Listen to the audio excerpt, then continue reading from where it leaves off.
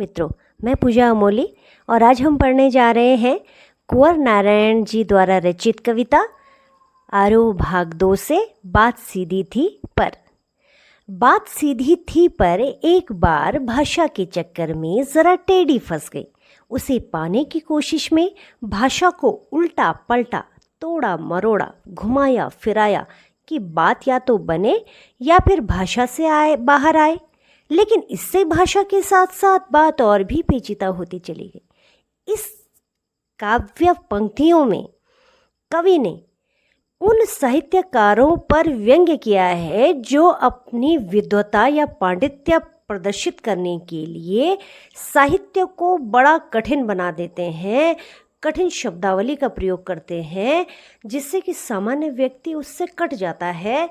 आम व्यक्ति की रुचि साहित्य से खत्म हो जाती है क्योंकि वो उसको समझ ही नहीं पाता और वो अनचाहा ज्ञान किताबों में सिमट करके ही रह जाता है।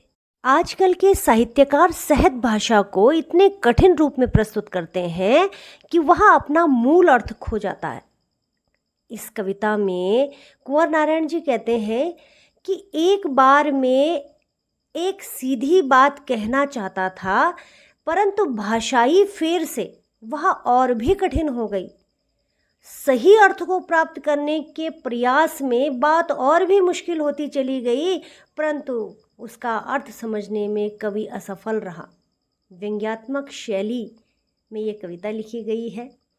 कठिन शब्दों के द्वारा साधारण बात को भी कठिन बनाया जा सकता है, यह कहने का प्रयास किया है। भाषा की सहजता के विषय में इसमें बताया है।